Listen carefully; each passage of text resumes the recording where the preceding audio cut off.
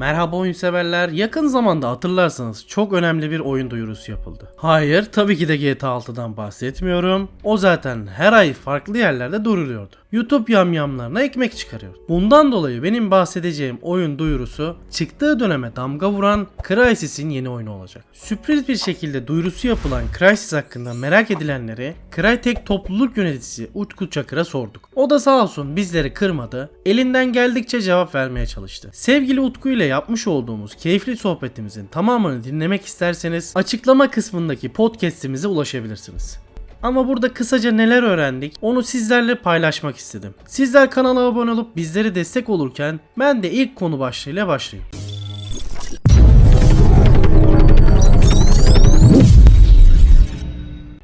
İlk söylememiz gereken şey oyunun şu an erken prodüksiyon aşamasında olduğu. Yani sadece genel yol haritasının belirlendiğini bilmemiz gerekiyor.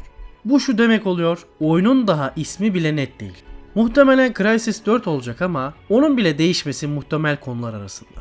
Peki neden bu kadar erken duyurusu yapıldığını sorduğumuzda son zamanlarda neredeyse tüm oyun firmaları büyük oyun fuarlarını beklemeden sosyal medya hesapları üzerinden oyunları duyurduğunu, bunun da sebebinin pandemiyle beraber evde çalışma kültürünün oluşmasından kaynaklı olabileceğini dile getirdi. Ayrıca bu erken duyuru ile hem insanları fazla bekletmek istememişler hem de ekibi genişletmek için bir nevi iş ilanı şekilde bilgilendirme yapıldı. Yani oyun sektöründe özellikle Crytek gibi firmada çalışmak isteyen arkadaşlar için de güzel bir iş fırsatı da ortaya çıkmış oldu.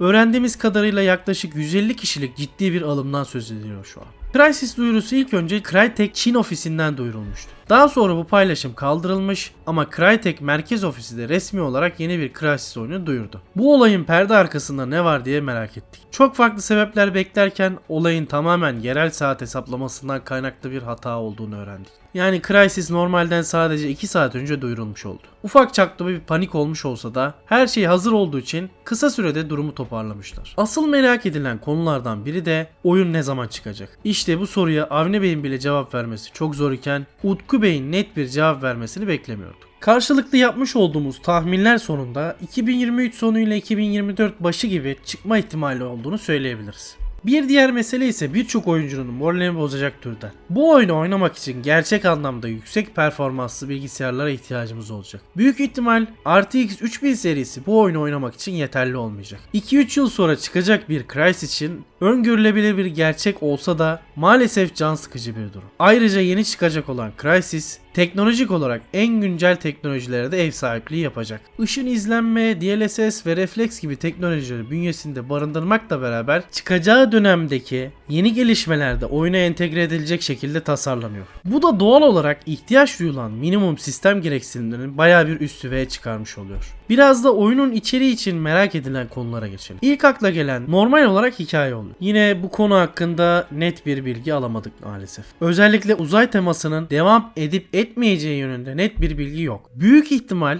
3. oyunun devam niteliğinde bir hikayeye sahip olacak. Yani yine uzay teması devam edecek gibi duruyor. Ama bundan da önemli olan bir konu varsa o da Türkçe dublaj olacak mı olmayacak mı sorusuydu. Malum Crysis ilk Türkçe dublajlı oyunlardan birisiydi. O dönem için oyuncular için büyük bir nimetti. Yeni Crysis için de böyle bir şey olacak mı sorusunun net bir cevabını almanın mutluluğunu yaşıyorum gerçekten. Çünkü şirket içinde Avni Bey'e bu soru sorulduğunda tabii ki gelecek. Biz Türk'üz cevabını vermesi bizi hem mutlu etti hem de duygulandırdı. Büyük bir aksilik olmazsa yeni Crysis oyunu Türkçe dublajlı olarak gelecek. Talebimizi ilettik.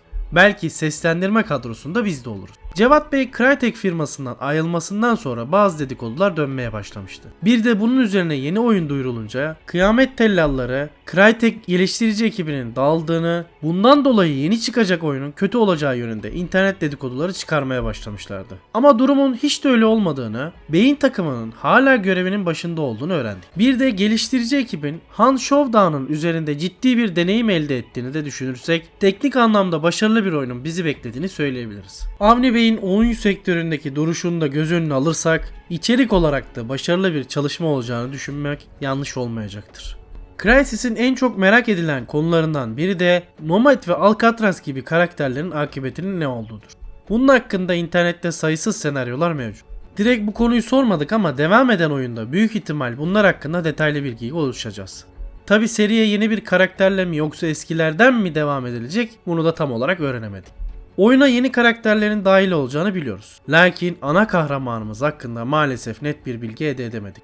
Ama yeni bir silah olacağını ve bunun gerçekten çok etkileyici olacağını öğrendik. Tabi yine detayları ilerleyen zamanlarda öğrenebileceğiz. İlk oyunda hatırlarsanız multiplayer modu mevcuttu. Remaster versiyonlarında bunun kaldırılması bayağı bir tepki çekmişti. Yeni oyunda multiplayer modunun olması gerektiğinin farkında olduklarını dile getirseler de oyuna dahil edilip edilmeyeceği yönünde henüz kesinleşmiş bir şey yok. Ama kanaatimce oyuncular tarafından çokça sevilen multiplayer modunu muhakkak oyuna dahil edeceklerdir. Çok fazla vaktinizi almadan konuyu toparlayalım. Dediğimiz gibi Utku Bey ile yaptığımız sohbetin tamamını podcast'imizden ulaşabilirsiniz. Genel anlamda da güzel bir Crysis bizi bekliyor diyebilirim. Özellikle en önemli gelişme Türkçe dublaj olacak olmasıydı bana göre. Bu beni gerçekten fazlasıyla heyecanlandıran bir konuydu. Tabi içerik olarak ilerleyen zamanlarda daha da detaylı ulaşırız ve ulaştıkça sizlerle paylaşırız. Millet GTA içeriği kasarken biz de Crysis yaparız, ne olmuş yani. Her zamanki hatırlatmamızı yaparak videomuzu kapatalım. Hem bizleri desteklemek hem de motivasyonumuzu yükseltmek için kanala abone olmayı ve yorum yapmayı unutmayalım. Unutmayın ki oyunlar öznel bir nesnedir. Kişiden kişiye farklılık göstermesi de gayet doğaldır. Bir sonraki videoda görüşünceye kadar oyunla kalın.